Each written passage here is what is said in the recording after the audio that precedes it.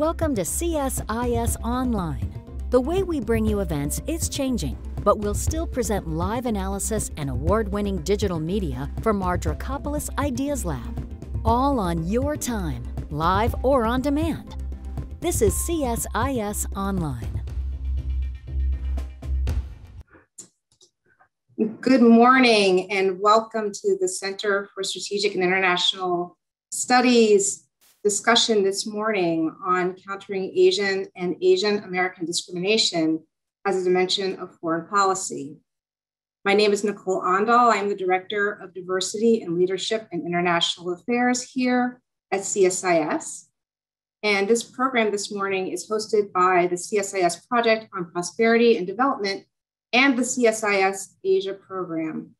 Thank you so much for joining us this morning for this very important and timely discussion. And I would like to start us off. I would love to introduce our very esteemed panel this morning. We'll start with Nilmini Rubin, who is Executive Vice President of Tetra Tech. Jessica Lee, who is Senior Research Fellow at the Quincy Institute. Colonel Jenny McGee, who is former Associate Administrator at USAID.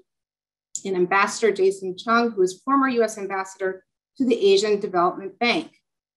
Thank you very much to our panelists for being here with us this morning. And with that, I'm going to turn it over to Mike Green, who is the CSIS Senior Vice President for Asia and Japan Chair, to get us started. Thanks very much, Nicole, and thank you, Dan Rundy and Rachel Lee for pulling together this event, which I'm very much looking forward to. We are celebrating as a country Asian American Pacific Islanders Month after a very difficult year, as many of you know, with almost 7,000 cases of anti-Asian hate crimes, a 150% increase year on year. 80% of Asian Americans in polls say that they have recently experienced discrimination in their lives. We also come together at a time when we're seeing some action. The May 20th legislation, the COVID-19 Hate Crimes Act, was signed by President Biden.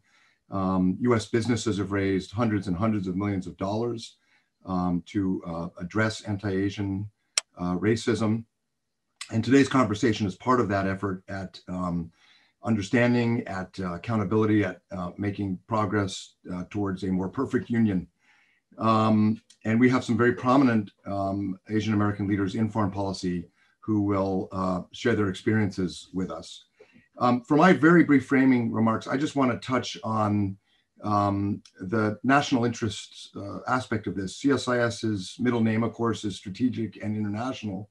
And this is a topic that goes right to the heart of our unity, justice, and safety at home as a society, as citizens in a republic that is e pluribus unum, from many one. But it's also repeatedly a challenge and a problem for our own foreign policy interests. And I think some of the speakers will touch on that and maybe in their own direct experiences as well. Historically, for example, in 1904, when California passed legislation against Asian immigrants, 1919, when the Wilson administration rejected the anti-racism clause in the League of Nations, 1924, when there were further restrictions placed on Japanese and other Asian Americans on the West Coast. All of these incidents were reprehensible in their own terms, but also had profound implications on American relations with Asia, fueling friction with Japan. Historians like Akira Irie say, in fact, becoming one of the major causes of war with Japan. And also in ways that historians have begun to discover, shaping the thinking of some pretty prominent leaders in Asia decades later. People like Ho Chi Minh, who, like others, was full of hope for self-determination and racial equality when President Wilson announced his 14 points, and then was discouraged and disgusted by the American stance at Versailles and by the anti-Asian legislation in the United States. And even today, as many of you can see, our adversaries are claiming that when the United States speaks about human rights in Xinjiang, democracy, about Hong Kong, that we're just doing it as part of a pattern of anti-Asian racism or anti-Asian imperialism or or ethnocentric misunderstanding of the region. And of course, this is just propaganda that's used against us. But it goes beyond the propaganda. Even our closest allies, officials, governments, not just scholars and journalists, Japan, Korea, and the Philippines, have expressed real concern at anti-Asian racism, at the violence that happened in Atlanta, and even at proposals you sometimes hear from Congress to, for example, ban Chinese students. So this is an issue we continue to confront as a society, but also it's an issue that has important bearing on our foreign policy. And that is, frankly, an obstacle to the kind of objectives we want to achieve as a nation, and that our allies and partners and fellow democracies want us to achieve with them. So with that as context, I very much look forward to hearing the voices of some of the most distinguished practitioners of foreign policy of the last 2 decades. Some I've worked with closely and seen in the trenches, performing their duty with great distinction. And it's a great opportunity for all of us. Thank you for joining us. Thank you to the panelists. And I'll turn it over to Masao to begin the panel. Thank you so much, Dr. Green. The remarks were fascinating, and I'm really excited to get into our Q&A session. We have an all-star cast out here today, Asian Americans who've made major contributions to the U.S. project. But there are a lot of barriers that still remain, at least professionally and in the culture writ large, for Asian Americans in foreign policy. And so I'd like to start by asking the panelists here to talk about their experience as an Asian American in foreign affairs. Were there moments in your career where you felt you were held to a different standard, especially when compared to your white colleagues? And could you talk a little bit about how you started your career and how that might have been different?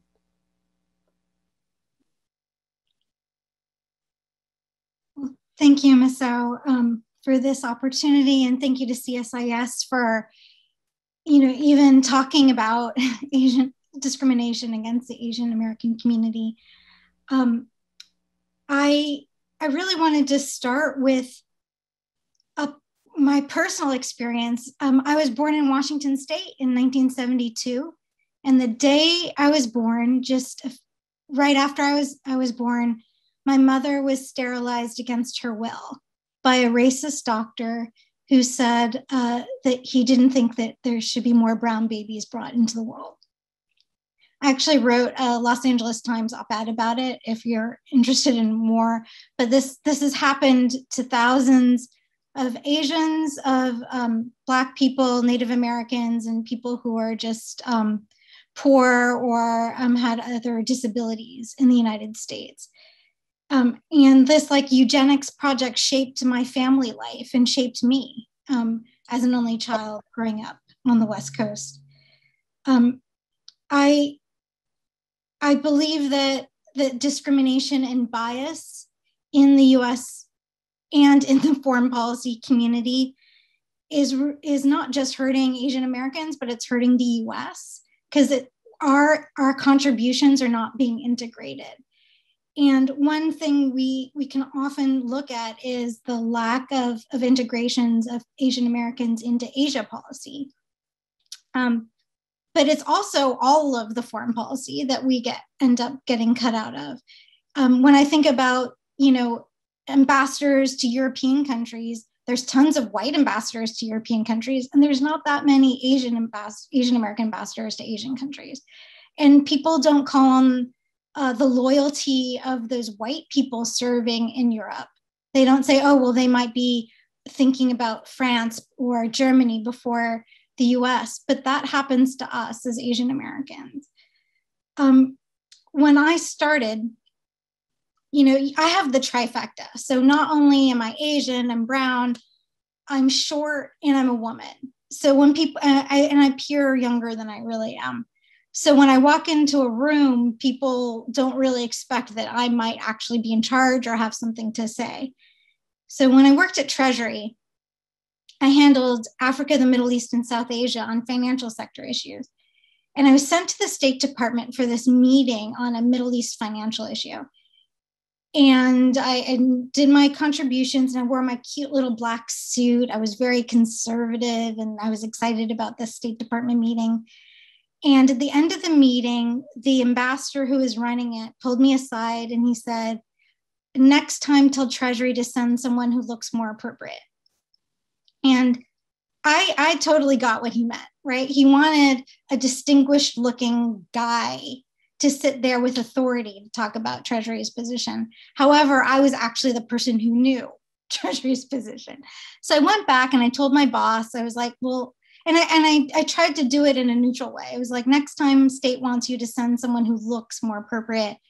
And my boss at the time said, well, if they don't want you, they don't get anyone, and refused to send anyone from Treasury. And I was really, really grateful for him for backing me up. I mean, I think now, many years later, I would have liked it if he'd also reached out to state and been like, what the heck? But I really was so grateful that he didn't send one of my colleagues instead of me, who looked the part. And that's really just one of like a long list of stories I have where people really didn't expect me to be in the room with something to say. And it's been challenging because you want to gently bring people along, but people react if they think you're overly assertive. And I did really want to bring up that because Asian people are often seen as docile. So when we become assertive, I think it can kind of set some people off. And I at one point when I was still a government employee, I was being reviewed for a promotion, and the panel needs to be consensus, which I think is like the death of diversity, by the way, the whole consensus thing. But like, so they have all of these people sitting around the room, and everyone agreed to promote me, but one who said that I was overly assertive. And so I left and went to the Hill because that quality of being assertive was really valued on the Hill. And I was like, I don't want to strip it down and be a cog in the wheel just so I could stay in the executive branch. Like, I want to go where my initiative is valued. But it made me really sad because it's not something I could like then go back and change for others, because really this whole consensus system was sort of ingrained in the culture of Treasury. So I'll stop there for now and let you ask others, but I really, again, want to thank you for having this discussion. Thanks so much, Nalmini. And I just realized I'd forgotten to introduce myself, so I'll just briefly do that now as well. I'm Masao Dahlgren. I'm a research assistant with the Missile Defense Project here at CSIS, which is part of the broader international security program here with the center. I'd want to continue by asking Jenny McGee the same question. What was your experience like? And how did your career progress as an Asian American? Thank you, Masao, and thank you to CSIS for hosting this session today, for giving us spotlight and opportunity to talk about it. And thank you to all the speakers and our moderators today. I've spent 32 years in public service. I was adopted by a U.S. serviceman and his Asian wife, and was very fortunate to come to this country. And I felt a draw to public service throughout my life, and was excited to join the Air Force out of college. I always felt and was very aware that my life was going to be very different than the fortunate life that I was leading because of that critical decision by my parents. So I came into service. And I'll say that, it may sound hokey, but every time I hear the national anthem, I really feel it. During my service, I also worked at the White House Situation Room and at the National Security Council staff. And every morning when I walked into that compound, I would look at the flag as I would pass through the Secret Service gate to enter. During that time also, as kind of a regular part of my professional life, I underwent a security clearance reinvestigation. My career field was intelligence, and so that was, of course, a normal part of life. And so that particular time happened to coincide with about the same time as the Wenho Lee case in the late 90s. And for those who may not recall, Wenho Lee was a scientist at the Los Alamos labs who was accused, later found to have been unfairly accused of spying and sharing classified secrets with the Chinese about US weapons design.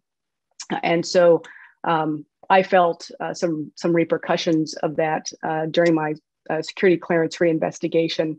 I believe, as my investigator was seemingly exceedingly focused on my Asian family background and asking a lot of questions and his tone and the depth of questions.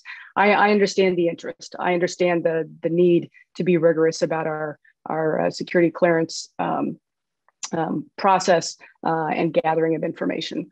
But the contrast between his degree of interest in my family and the degree of, say, my husband's interest, who has German relatives and with whom he keeps in contact, contrasted with my relatives in Asia with whom I did not have that kind of contact, was pretty striking. And it reached a level that I certainly noticed that my husband voiced. He happened to be undergoing his own reinvestigation at the same time, and he commented on it to me as well. And so, I just really remember kind of getting grilled about that, particularly at that time.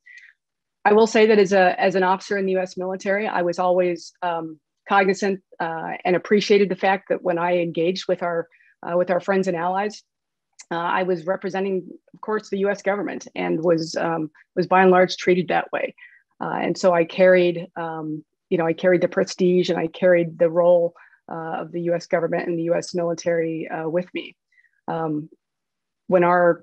If our government is not everything it can be, is not consistent and living our values, then that impacts all of our effectiveness. And so, when we think about all the different instruments of national power that we have, and we think about the different kinds of power, there is no amount of economic power or military power that can accommodate for a loss of our soft power and a loss of the strength of our values. Our values are our most enduring asset.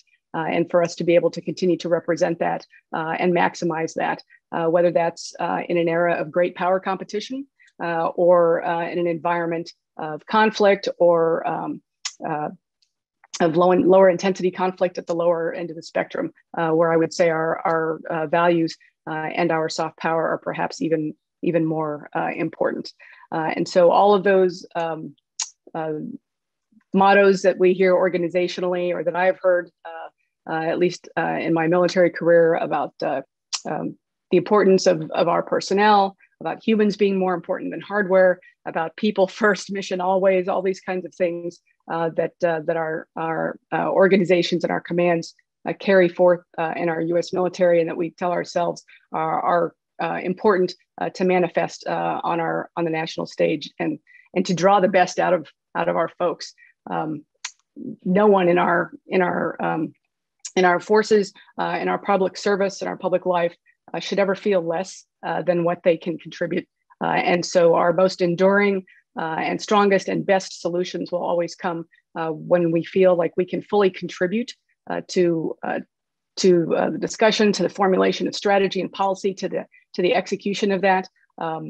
That's true of any kind of organizational dynamics, and absolutely true of us as kind of Team USA, being Americans and being on the world stage in individual interactions and representing our U.S. government.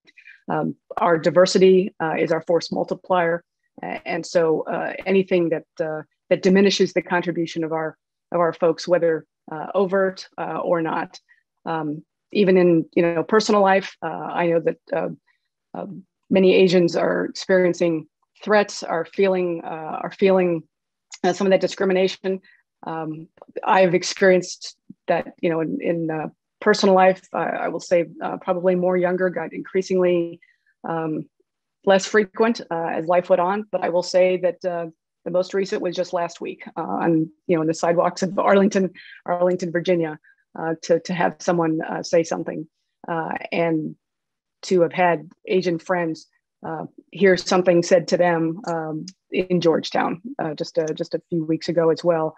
And those are lesser examples, and I realize those are not unique and sole to Asian Americans, but they are part of the fabric that we need to strengthen as Americans to be all that we believe that we are. Thank you. All right, and next we have remarks from Jason Chung. Thanks, Masao. Jenny, I think the last time we appeared in a format like this, we were testifying before the Senate Foreign Relations Committee, so it's great to see you again. To my other colleagues, Neil, Minnie, and Jessica, it's great to see you. Great to be on this panel with you. And I'm going to try to speak less and listen more because I think it's important for all of us to learn, not only as foreign policy practitioners, but what it's like to be a woman in foreign policy as a practitioner, and also national security from Colonel McGee's perspective as well. So I'd love to learn a little bit more and listen a little bit more about your perspectives on that. So I started my career out on Capitol Hill. I was very fortunate to work for a congressman from this area, from Northern Virginia, who understood that diversity is not only the key to electoral longevity, but also it's a great way to keep a pulse on the community at large. So he had the foresight in hiring a very diverse staff, and I was one of them. And I can't be more thankful to then Congressman Tom Davis for taking a chance on me, many years ago. And in that context, I had an opportunity to work on national security, foreign policy issues with him. And I think that was a nice precursor to where I ended up, a few years ago when I was fortunate to serve the United States government, the Trump administration in Manila at the Asian Development Bank.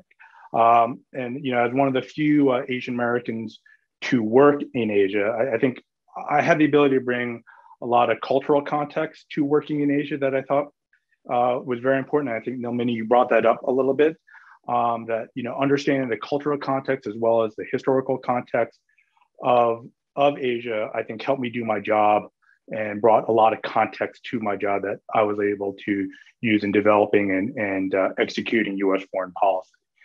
Dr. Green brought up a very interesting point about Xinjiang. You won't read about this very much, but I was at kind of the tip of the spear of ensuring that 2 Asian development projects that were scheduled for Xinjiang never happened due to the human rights issues and so on and so forth. And some of the problematic concerns that we all have that's taking place in that region. And so I think understanding how to get that done, I think understanding the idea of loss of face as a context or a construct of quote unquote doing business in Asia, I think was very apparent to me. And it allowed me to have the ideas on how to accomplish what our foreign policy goal at that time was without harming our relationships with our friends and allies and partners in the region as well. I think one thing that Nilmini brought up during her initial statement was this idea of, I'm not from central casting, which I think a lot of people thought was very strange, because when I first arrived in Manila and I met with counterparts and other individuals, they said, "You're an American, but you're not an American." And I said, no, I'm an American, born and raised in New York. I'm as American as the New York Yankees or like, whatever we want to say is as American. But I did get a lot of questions like, how can you be an American but of Korean descent? And I said, well, I was fortunate enough to be born in in the US, in New York, when my parents had the foresight to leave Korea to come to the United States. And so I think that's an important construct that I bring to my life, my job, and my family, to teach them and share the values of what it's like to be an American, but also be an American in Asia. Secondly, I don't think I would be here or I would have been in the position I had if it weren't for Governor Locke, Ambassador Sung Kim, who's now the special envoy to North Korea, and one of my predecessors, Ambassador Curtis Chin. I think, they served as Asian Americans in Asia. I think, Lenny, you're right. We need more of those individuals.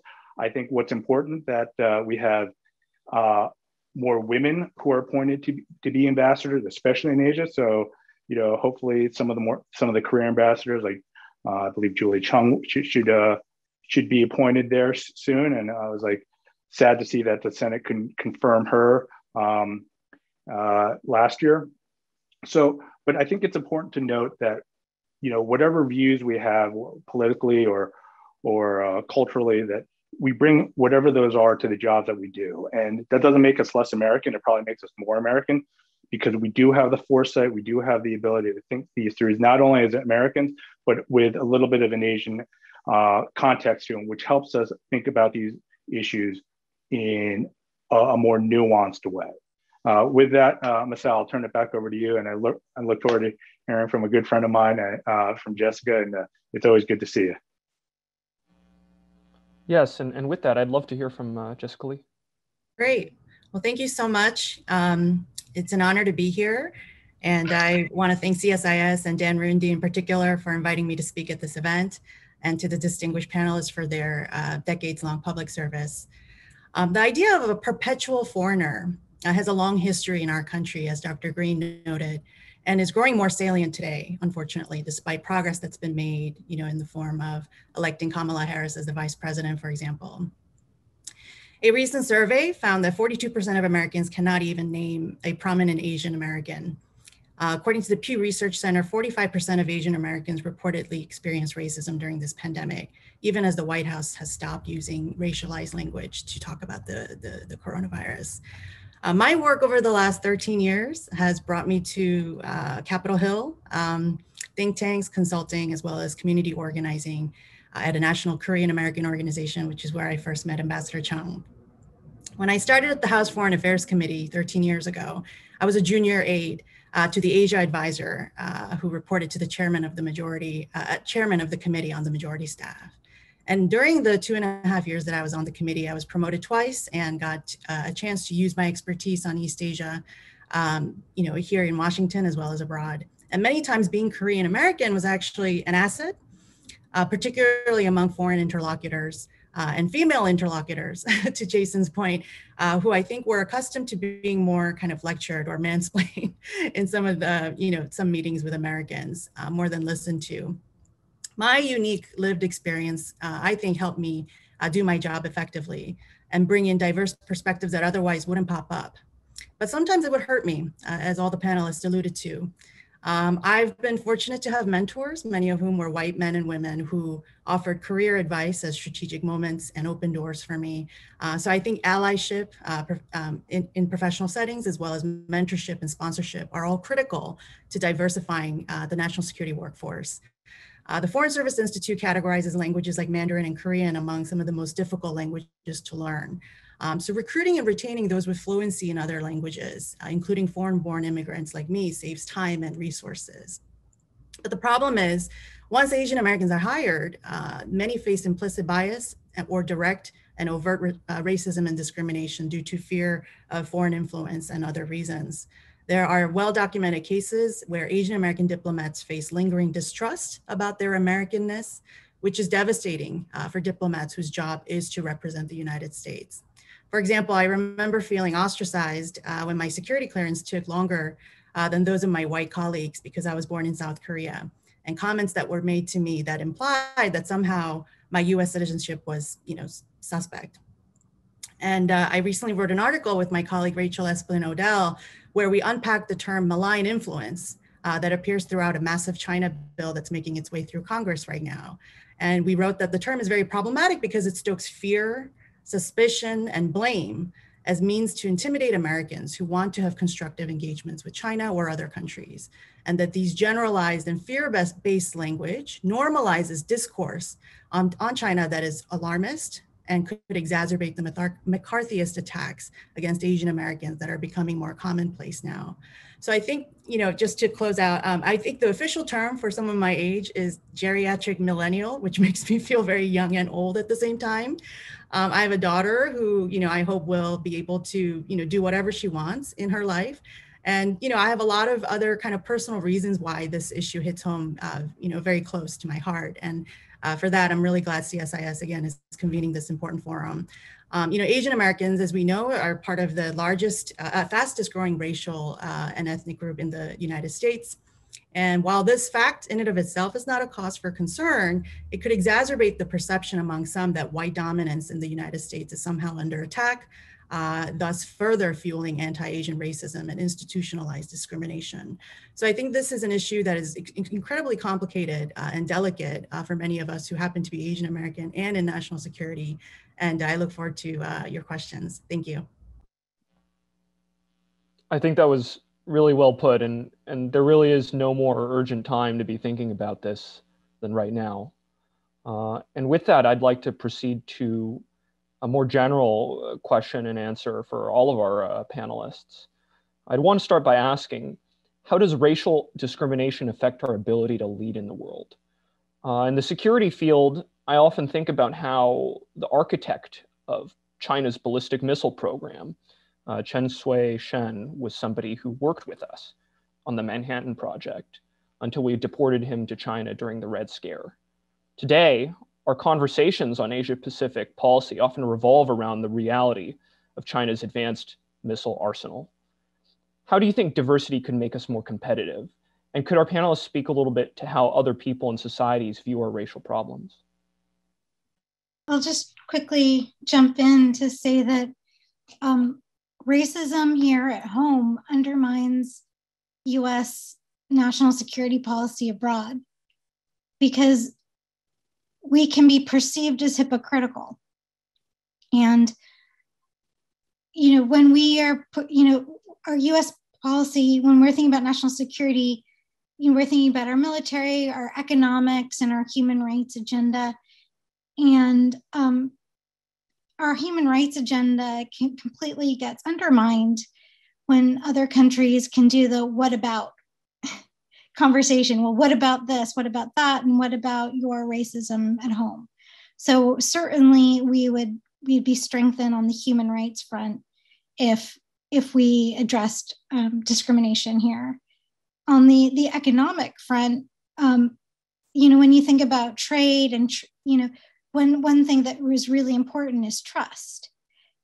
And when we think about, what happened in Silicon Valley, you had people from Asia, often working with people in their country of origin and developing trade routes. And I'm sure that that's true of other parts of the US, but, we really, those kind of relationships are really important.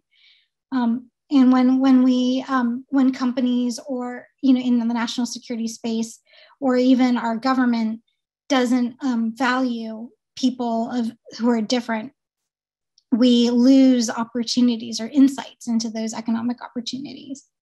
But on the national security front, it's really dangerous, and I'm sure Jenny knows more than me on this. But I worked at the National Security Council, and I was the director for the G8, and where we were scrambling quickly to negotiate. You're on the fly, you're staying up late, and you're drawing on your own personal resources. And when someone on the team has different resources to draw on, you're stronger. But it's when the whole team has the same background, the suggestions they're coming up with can be shrill and not be embraced. So when Jason was kind of talking about saving face in Asia, I think as an Asian American, I was raised to really value relationships. And when we were negotiating at the G8, it was right after the United States had gone into Iraq. And the rest of the G8 countries just, were very angry with the US, except for the UK. It was a really difficult time. And so instead of going into the negotiations as we're the US, listen to us, I did pull asides with all of the other staff at my level. I called us yaks. We supported the Sherpas who worked on the summit. And, one woman I went shoe shopping with, one of the guys I went out to lunch with, like I just tried to develop relationships so that they were doing me a favor by accepting my language and not doing the US a favor. And that at the end, my boss, Gary Edson, who is the Deputy National Security Advisor, framed an article from the Washington Post and gave it to me as my award. And it was Chirac's Show, Bush's Agenda. And we were really able, like through relationship building, to get what the US wanted into the G8 agreements. And I do think that a lot of that was kind of bringing in an Asian, growing up with an Asian family, that mindset to it.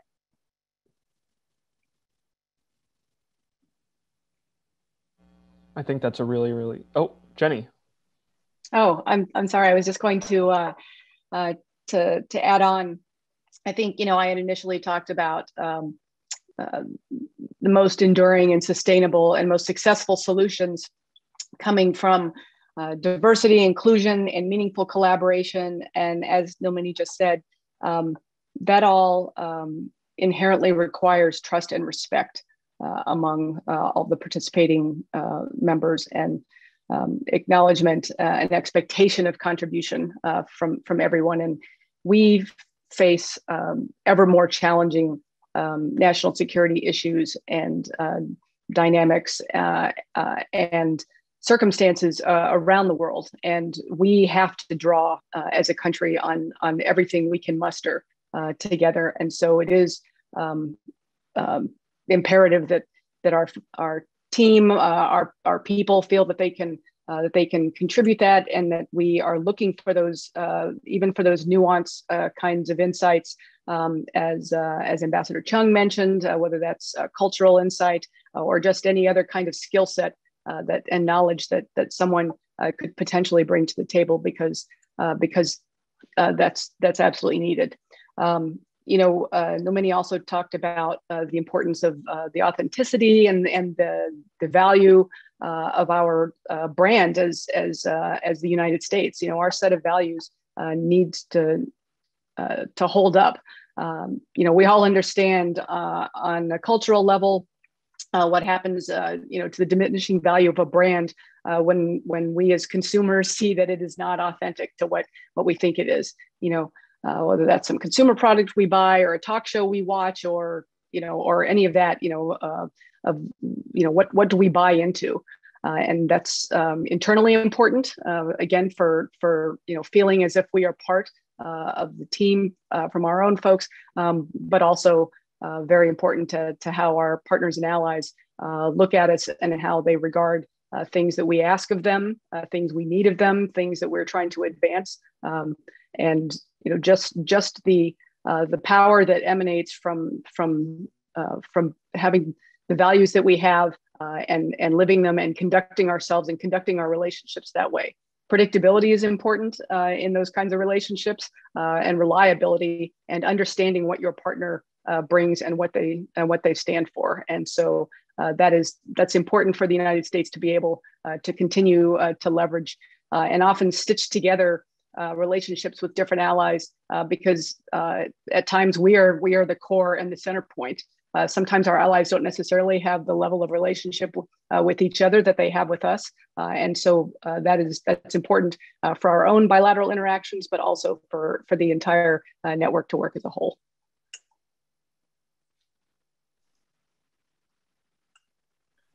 So can I just jump in here real quick? So one thing I want to touch upon is, yes, the United States, we're not perfect. We have a lot of issues, disagreements, concerns that are happening in this country real time right now. But one thing I always try to bring to the attention of my foreign interlocutors is, while we're not perfect by any stretch of the imagination, what we do have, we have the ability to have public fora discussions on these topics, which is at times missing in other countries where perhaps similar issues are going on. I'm not right. I'm more wrong. If you ask my wife, I'm wrong all the time. And you ask my children, I'm wrong even more than 100% of the time. But we have the ability to have these discussions from a family unit to a discussion like this, to our public discourse, whether it be in Congress and the executive branch and so on and so forth. So I think, the more we have the ability to talk about these issues, racial discrimination, the issues that are going on, perhaps with like Black Lives Matter and a whole host of economic, cultural discussions and issues that are taking place. The more we get this out in the open, I think we have the ability to have a very good discussion and a positive outlook and a positive future.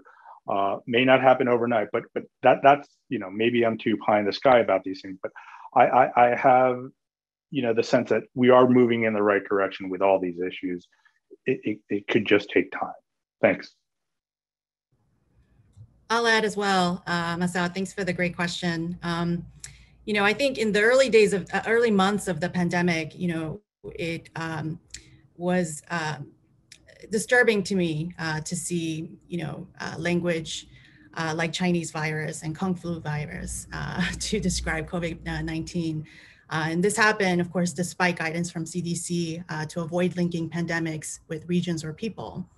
And I think what happened, during this time of, intense trade war, sanctioning of Chinese officials involved in human rights abuses in Hong Kong and Xinjiang, and diplomatic row with China and others, China just became sort of a central kind of target for the Trump administration in terms of foreign policy. And this just didn't affect international relations. It also, I think, normalized attacks against China and by extension, Chinese Americans and Asian Americans.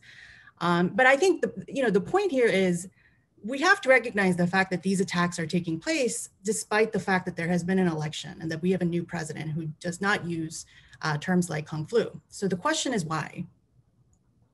According to Stop AAPI Hate, there have been nearly 7,000 self-reported incidents of racism from March 2020 to March 2021, which includes the 3 months when Joe Biden has been in office. The actual number is likely much higher, given the tendency for Asian Americans to kind of underreport or not report, particularly non-English speakers. So I think so long as our chief foreign policy kind of organizing idea is to defeat China at all cost, hatred toward China and animosity toward Asian Americans will continue. In other words, when the US government engages in threat inflation and extremist rhetoric on China, a certain segment of the American population will get scared and lash out through anti-Asian violence and racism. This is happening across the country. Research by the Center for Study of Hate and Extremism at California State University San Bernardino showed that between the first quarter of 2021, when President Biden was in office, like I said, and the same time period in 2020, when President Trump was in office, anti-Asian hate crimes actually grew across 21 major cities by 194%. So while laws like the COVID Hate Crimes Act is a positive step in improving how hate incidents are reported and investigated and prosecuted, I don't think it stops the onslaught that we're seeing right now in terms of attacks against Asian Americans, because the China threat inflation has not stopped. It is quite routine among American foreign policymakers and members of Congress to use highly problematic language in broad strokes to talk about China in ways that I think negatively shape public opinion of China and by extension, Asian Americans. So I think I would just end by saying, we also need to, I think, take a look at history, right? There have been moments in American history, because the question is about national security. to understand the value of linguistically and culturally fluent experts to guide US national security making, I think we need not look further than the Iraq and Afghanistan wars, where there was an absence of diverse national security workforce that likely contributed to severe miscalculations and blind spots. The GAO noted that those implementing policies abroad often lacked language skills that impeded intelligence gathering and diplomatic affairs. For example, the US Army had only half of the Arabic translator that it was authorized to fill through 2001, and only a third of Farsi speakers. So I think time and again, we're seeing this connection between a strong, diverse national security workplace and strong foreign policy. But I think beyond that, we're now dealing with a civil rights, human rights issue for Americans of Asian descent who are being kind of secondarily impacted by a highly polarizing environment in US-China relations. So I think these are the types of things that we should also examine. That actually leads to kind of an interesting point. When the United States makes foreign policy about many countries, people of that origin who live, minorities of that origin who live in the United States, it can have an impact. And I wonder how the US foreign policy community should move forward with these issues. I'm curious what our other panelists' views on that are in general. Because I guess it doesn't just involve Asia, but a lot of other U.S. interests, and these are interests that are valuable, I think, to our community.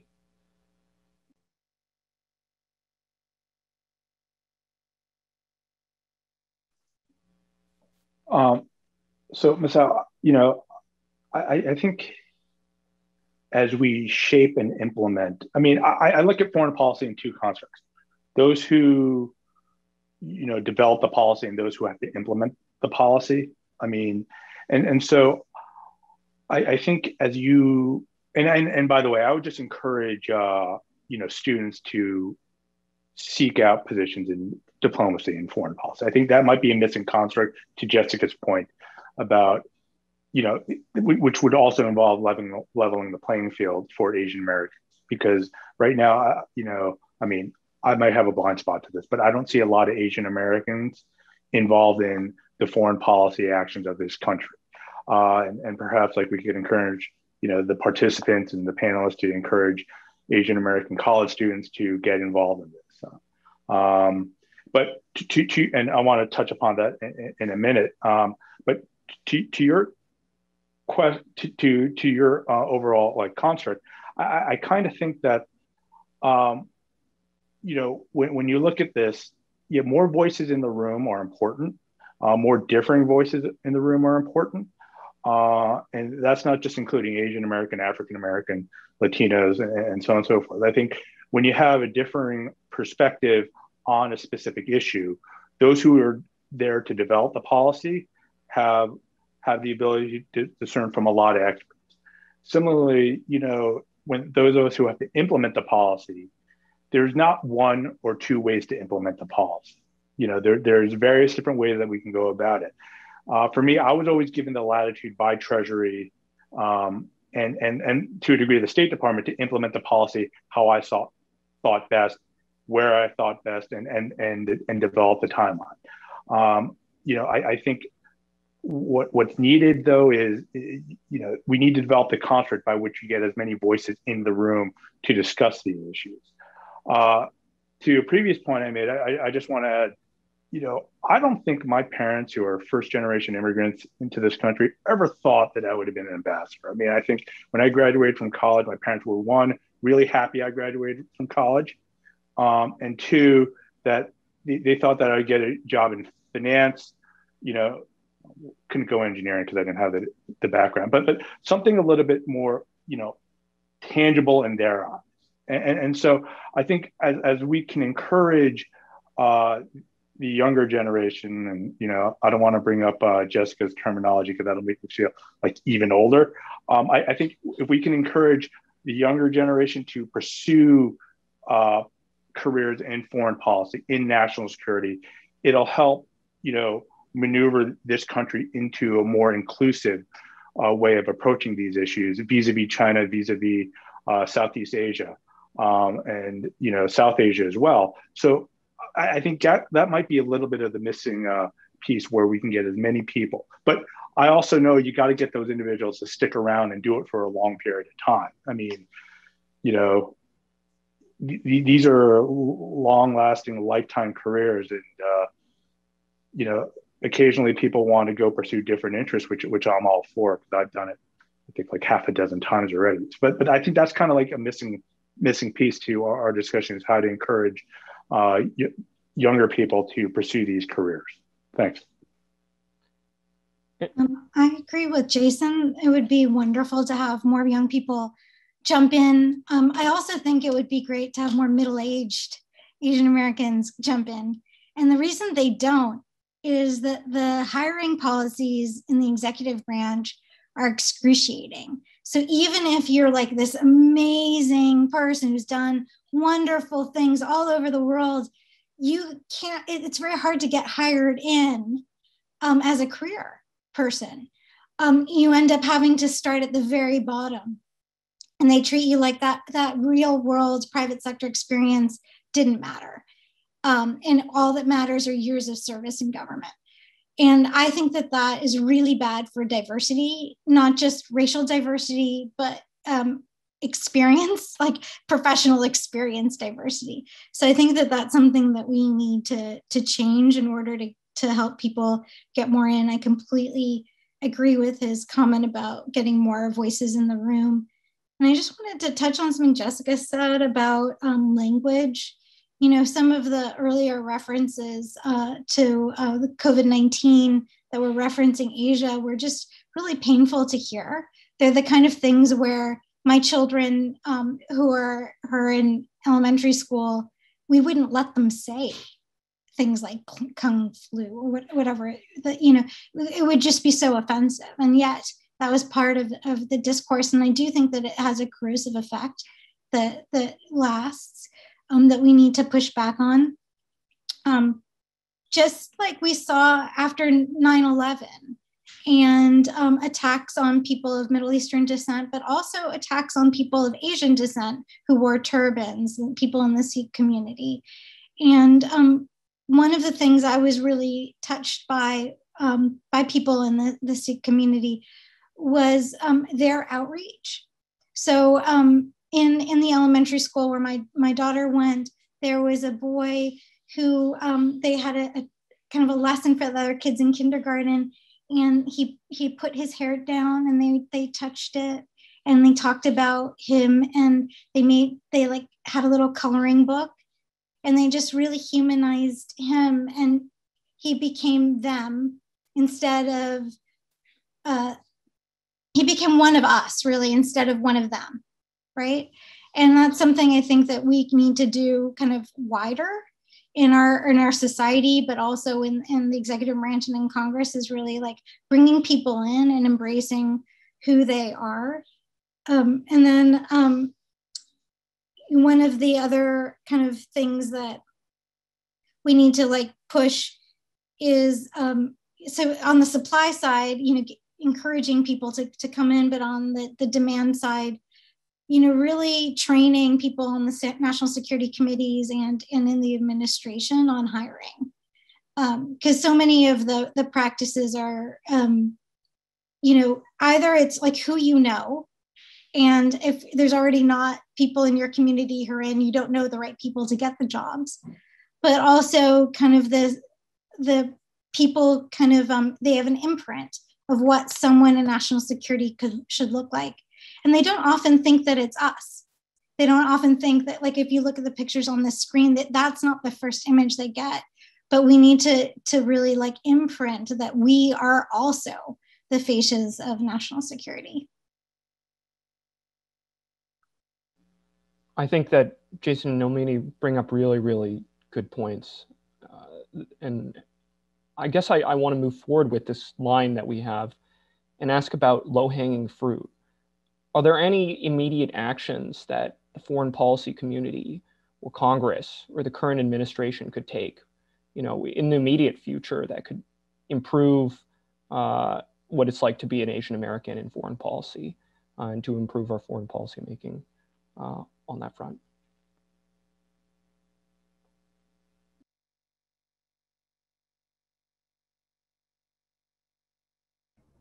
I can start, and maybe Jenny can also jump in as well.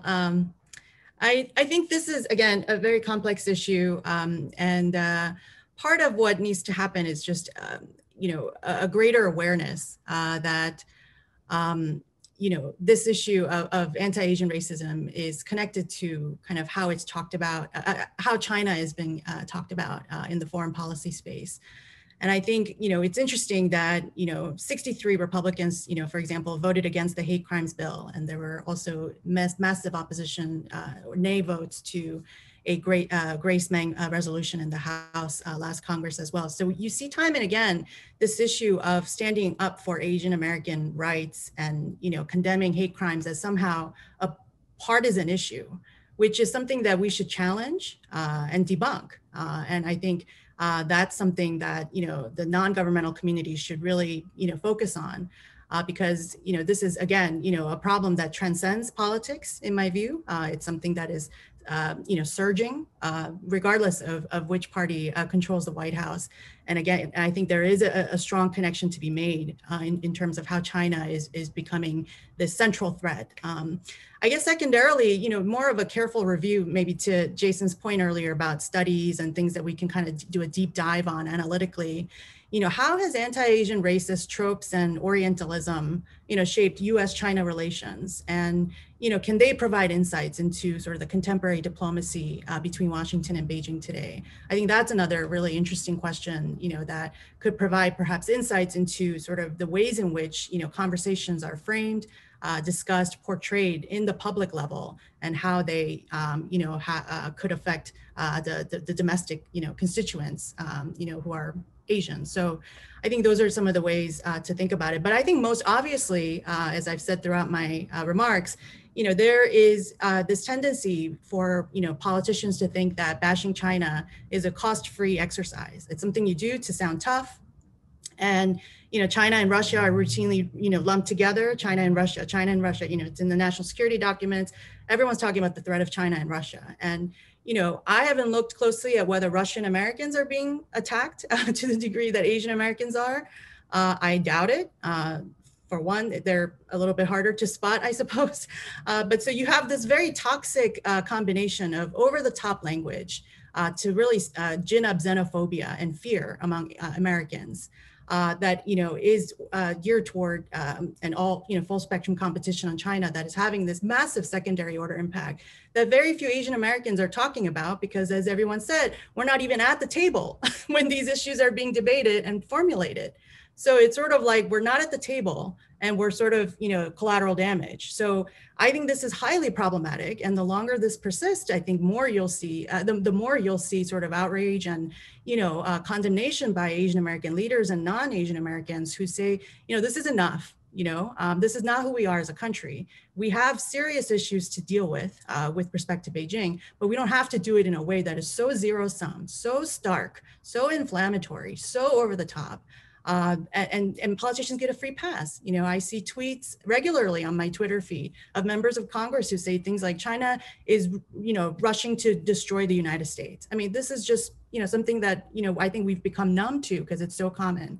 But, no one's pushing back and no one's looking at sort of the effect that this kind of language is having on our society. So I think those are the types of sort of low-hanging or long-term projects that we should be thinking about to try to address sort of the source of anti-Asian hate. Thanks, Jessica. I'll be very brief. I think the references that Jason has made about bringing Asian Americans into our national security fields, as we recruit for a variety of skill sets and different types of representational aspects into the workforce, that we just need to be, I think, deliberate and mindful about that, as we do about our approaches to many things, right? To be more sophisticated than a very coarse, binary decision about blocking Asians from certain types of assignments, or how maybe a security investigation is approached. we all, I think, had experiences with perhaps what may be a lowest common denominator, or not the best example of something along the way, but they do have impacts. And just again, as we try to be more mindful and sophisticated in our thinking and understanding, and as we keep in mind that diversity is not just ethnic diversity, as we talked about, it's different kinds of diversity. I've even seen organizations, I think, that think of themselves as being very diverse-minded, yet have a tendency to look for people with experiences exactly like the people who are in that office already. And so, I think at a kind of at a working level and a working basis, that's it. And obviously, as a nation, we're just want to strengthen ourselves, strengthen our own values, so that we can be as effective as we can be externally. I would just briefly add to that. I'm really excited about the developments within the Asian American community in the US to really bolster our voices. The recent announcement of the Asian American Foundation is really exciting, and in particular that the new head, Sonal Shah, has a national security background. And I do think that speaks to the importance of raising Asian American voices in our country.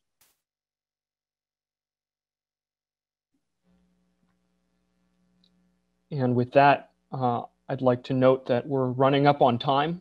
Unfortunately, I wish we could talk forever about this. I have so many questions about, getting into a career in foreign policy as an Asian American, about what makes you optimistic for the future. But we are coming up on 10 o'clock. So on behalf of CSIS, I'd like to extend my thanks to all of the panelists. These were really, really interesting points and comments that everyone brought up. And I hope that you all have a lovely day. Thank you so much.